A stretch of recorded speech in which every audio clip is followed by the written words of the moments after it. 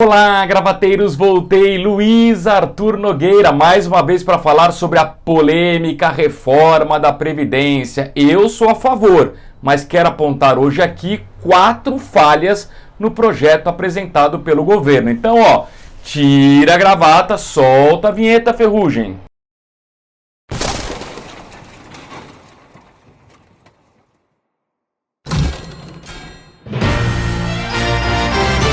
É isso aí, gravateiras e gravateiros, mais uma edição da Economia Sem Gravata, mais uma edição em que eu falo da reforma da Previdência e é porrada para um lado, porrada do outro, gente que é a favor, gente que é contra. Não importa, o canal aqui está aberto para a gente dialogar, para a gente debater e para vocês opinarem. Não se esqueçam, se inscrevam no canal, toquem no sininho, compartilhem e dê um joinha se vocês gostarem desse vídeo, tá bom? Pessoal, o governo Bolsonaro apresentou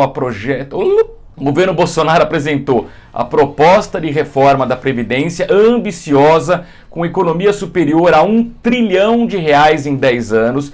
Vocês sabem que eu sou a favor da reforma da Previdência. Quem não viu esse vídeo pode assistir, mas o fato de eu ser a favor não me impede de criticar alguns pontos, né? Antes de criticar, vou fazer alguns elogios.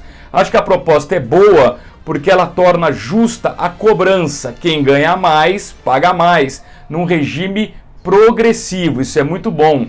Também é bom porque coloca os políticos no mesmo patamar de todos os brasileiros. Eles até parecem extraterrestres, mas não são ETs não, né? Eles têm que ter as mesmas regras de todos os brasileiros. Outro ponto positivo, coloca o setor público sem privilégios, no mesmo patamar do setor privado. E outro aspecto muito bacana é que estende para estados e municípios as mesmas regras dos servidores da União. Por que isso é importante? Porque estados e municípios estão enforcados. Não adianta nada o governo federal resolver o rombo da União e não ajudar prefeitos e governadores. O primeiro erro, na minha opinião, é o fato do governo não ter anunciado ao mesmo tempo a reforma da Previdência dos militares. Eu entendo que os militares devem ter uma regra específica, eu entendo que não dá para igualar os militares com os demais brasileiros, mas o que eu não entendo é por que o governo não anunciou junto com toda a reforma da Previdência quais serão as novas regras dos militares. Por que eu acho isso importante? Porque se a ideia é todos os brasileiros vão dar uma cota de sacrifício, isso inclui sim os militares. Eu sei que no caso dos militares a tramitação no Congresso é até mais simples. Basta um projeto de lei, porque não muda a Constituição e, portanto, com maioria simples na Câmara e no Senado, o governo pode mudar as regras dos militares. O que o governo prometeu? Anunciar daqui 30 dias. Ponto número 2. O governo abriu algumas exceções, isso já era esperado, envolvendo policiais civis, policiais federais, agentes penitenciários, professores e trabalhadores rurais.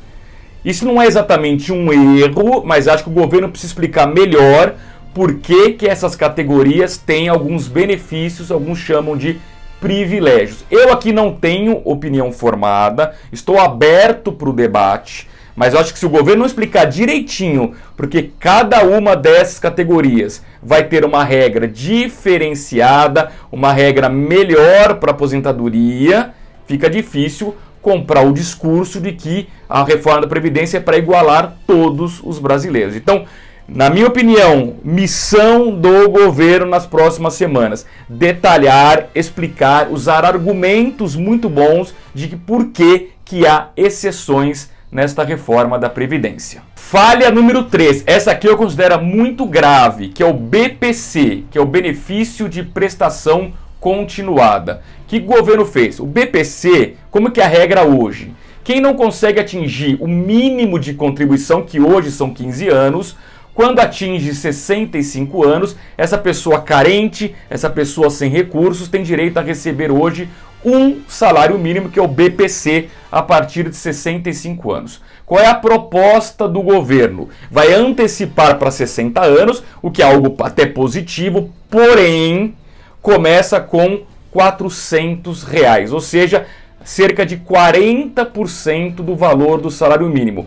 Esse salário mínimo que a pessoa já ganha hoje com 65 anos, ela só passará a ganhar a partir de 70 anos. E aí eu sou totalmente contra, Porque eu considero o seguinte, o salário mínimo, como o próprio nome diz, é o mínimo que uma pessoa deveria ganhar para ter uma vida minimamente decente. Convenhamos, todo mundo sabe que R$ 998 é o mínimo do mínimo, na verdade já é insuficiente para uma vida digna. E aí o governo vai propor pagar R$ 400. E por fim, o quarto ponto que eu queria destacar aqui envolve as pensões das viúvas, né? Hoje, via de regra, as viúvas recebem 100% do salário do marido quando ele morre, né? Muito bem, qual é a ideia do governo? Bom, se ela vai viver sozinha sem o marido, o custo de vida diminui, não faz sentido ela receber 100% do salário. Até aí eu concordo, né? Qual é a regra do governo? Que é pagar 50% do valor do salário do marido, mais 10% para cada dependente, no limite de 100%, ou seja, até 5 dependentes atinge o 100%, aí se tiver um sexto, um sétimo, um oitavo, não muda, vai ser 100% do salário do marido. Até aí tudo bem. O que eu não concordo? Para quem recebe um salário muito baixo, quer dizer, o marido que tinha um salário muito baixo, se o governo pagar 50% só desse salário, e isso significar que a viúva vai receber menos do que um salário mínimo, eu não concordo. Aí, de novo, salário mínimo é mínimo, é piso, então eu acho que essa regra do governo para as pensões, eu acho ela correta, de pagar a partir de 50%, desde que o piso seja um salário mínimo. Eu acho que o governo poderia fazer essa pequena mudança e tornaria ela mais justa, ou seja, todas as pensões pagariam no mínimo um salário mínimo, e aí você pode colocar a regra de a partir de 50% do salário do marido, né? Claro, se é um salário muito alto, 50% de um salário muito alto, necessariamente vai ser acima de um salário mínimo. Mas pagar menos do que um salário mínimo, nananina não, eu não concordo. Tá bom, pessoal? A questão da reforma da Previdência vai ter muito tempo para a gente debater. É um tema polêmico. De novo, eu defendo a reforma da Previdência, mas isso não significa que eu não possa aqui no canal A Economia Sem Gravata colocar algumas críticas ao projeto que foi apresentado pelo governo, embora, em linhas gerais, eu considero o projeto muito bom. Pessoal, vamos agora ao quadro Pergunte ao Nogueirinha.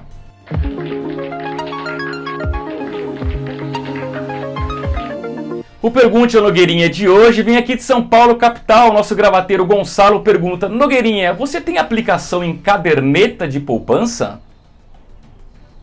É isso aí, Gonçalo. Claro que não. Na verdade, o Nogueirinha, assim como eu, só deixa um dinheirinho na caderneta de poupança, aquele dinheiro de curtíssimo prazo. Assim, você vai gastar daqui um mês e meio, ou seja, dá tempo de fazer um aniversário na caderneta de poupança, você ganha lá o rendimento que é pequeno e depois já usa o dinheiro de uma forma que você estava prevendo, né? Qualquer investimento um pouquinho mais longo, o Nogueirinha já aplica ou num fundo de renda fixa ou num tesouro direto, que com certeza vão pagar muito mais do que a caderneta de poupança, tá? Caderneta de poupança é muito boa para criar a cultura de poupança no brasileiro. Ela é simples, ela não cobra imposto de renda, mas ela definitivamente não é um investimento que vai fazer o seu dinheiro multiplicar. Tá bom? Faça como o Gonçalo, pergunte ao Nogueirinha aqui nos comentários ou envie um e-mail para aeconomiasemgravata@gmail.com.